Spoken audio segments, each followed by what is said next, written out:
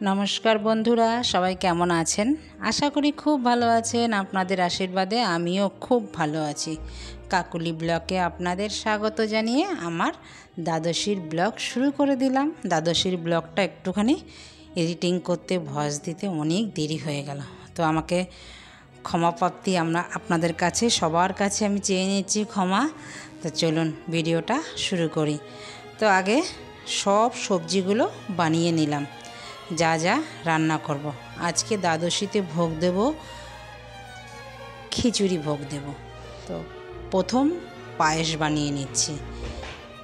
দুধ গরম হওয়ার পরে গোবিন্দভোগ চাল দিয়ে দিলাম, ধুয়ে ঘি দিয়ে চিনি দিয়ে একটু কাজু কিশমিশ দিয়ে নামিয়ে নিলাম। আমার পায়েস হয়ে গেল। এবার চাটনিটা বানিয়ে নিই। আজকে আমড়া দিয়ে চাটনি বানাবো।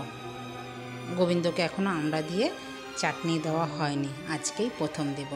আমড়াটা প্রথমে সেদ্ধ করে নিলাম, তারপরে একটু সামান্য তেল দিয়ে লঙ্কা আর সর্ষে ফোড়ন দিয়ে আমড়াটাকে ঢেলে দিয়ে চিনি দিয়ে ভালো করে নেড়ে চেড়ে নামিয়ে নিলাম।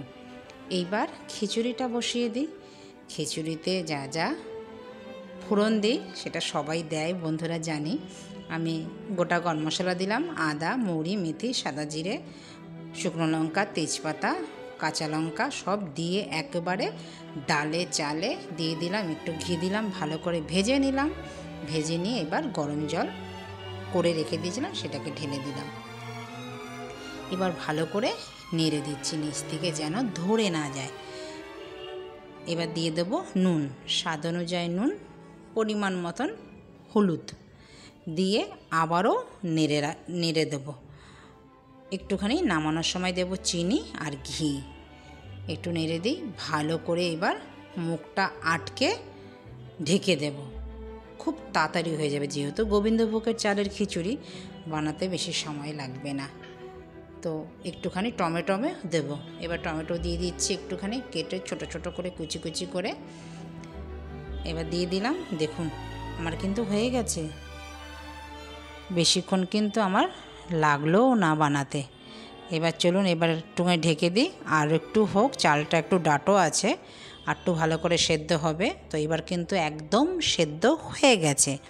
এবার একটু ঘি দিয়ে নামিয়ে নেব। এবার খিচুড়িটা আমার রেডি হয়ে গেল। খিচুড়ি বসিয়ে আমার কিন্তু বাকি কাজগুলোও জানেন বন্ধুরা আমি করে ফেলেছি। যতক্ষণে খিচুড়ি হতে হতে ঠাকুরকে সাজালাম সুন্দর করে, গোপাল আমার সোনাকে সাজালাম, লক্ষ্মীকে সাজালাম, বাকি দেবতাদেরও ভালো করে সুন্দর করে ফুল টুল দিয়ে ভালো করে সাজিয়ে নিয়েছি। তো চলুন এবার খিচুড়িটা নামিয়ে নিই। এইবার ভাজাগুলো বসাতে হবে, তো ভাজা করব। 4-5 রকমের ভাজা করব। ভাজাগুলো কেটে নুন হলুদ মেখে রেখে দিয়েছিলাম। এবার চলুন কুমড়োটা আগে দিয়ে দিই। সবার আগে তেলে কুমড়ো দিলে তেলটা কালো হয় না। আর পটলটা ভেজে নেব। এবার চলুন ওইখানে এবার কুমড়োটা ভাজা হতে হতে আমি আরতির থালাও গুছিয়ে নিলাম। এদিকে আমার হয়ে এসছে। দেখুন আমার গোপাল সোনাকে কেমন লাগছে। চলুন, আবার কুমড়ো না হলে পুড়ে যাবে একদম। এদিকে করতে করতে এইভাবেই করতে হয়, না হলে হয় না কি বলুন। এবার আলুটাও ভেজে নেব। কুমড়ো ভাজা হয়ে গেছে, সাইডে পটলগুলো দিয়ে দিচ্ছি। বেশি তো অল্প অল্প করে করি তো ভোগ, প্রত্যেক সব 15 দিন পর পর দ্বাদশীতে ভোগ দিতে হয়। তো আমি কিন্তু গোপালের অনুপাতেই করি। এবার আলুও ভাজা হয়ে গেছে, পটলও আমার ভাজা হয়ে গেছে। পটলগুলো বেশ লাল করে ভেজে তুলে নিলাম। এইবার ওই তেলটার মধ্যেই দিয়ে দেব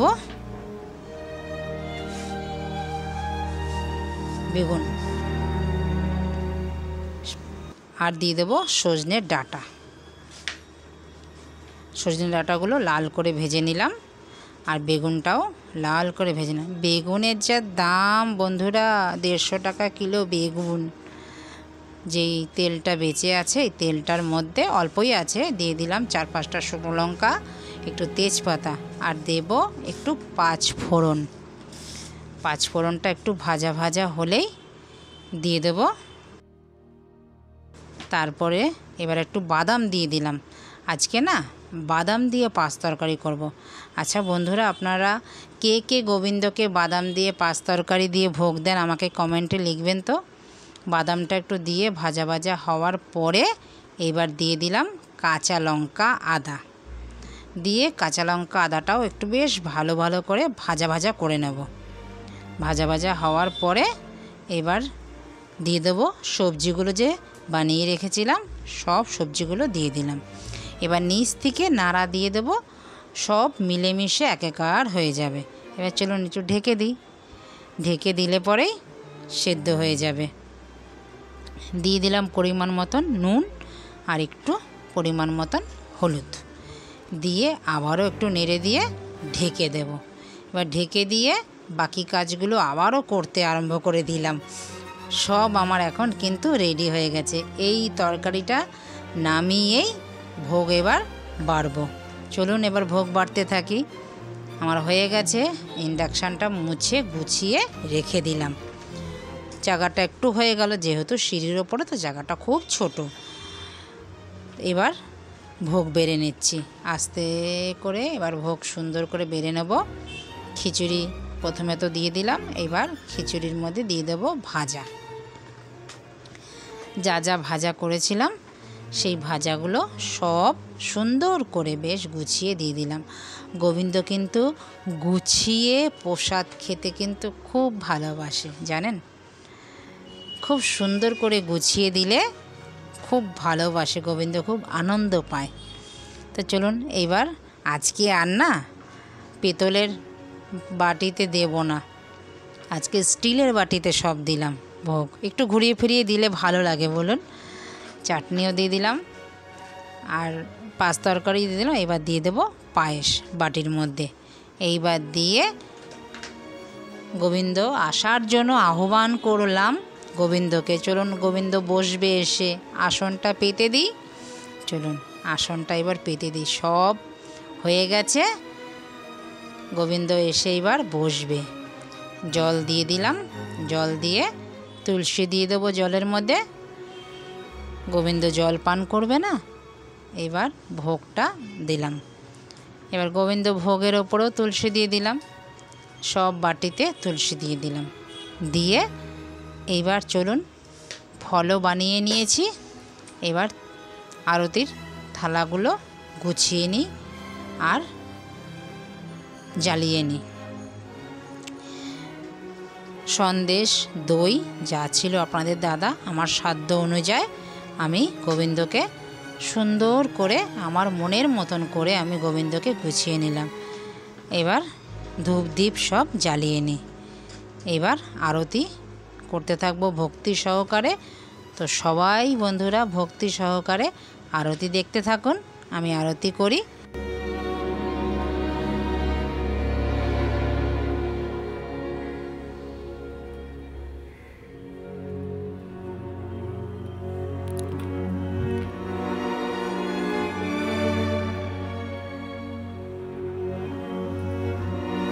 তা চলুন এবার আরতি দেখে নিই, তারপরে আরতির শেষে আবারও ফিরে আসব।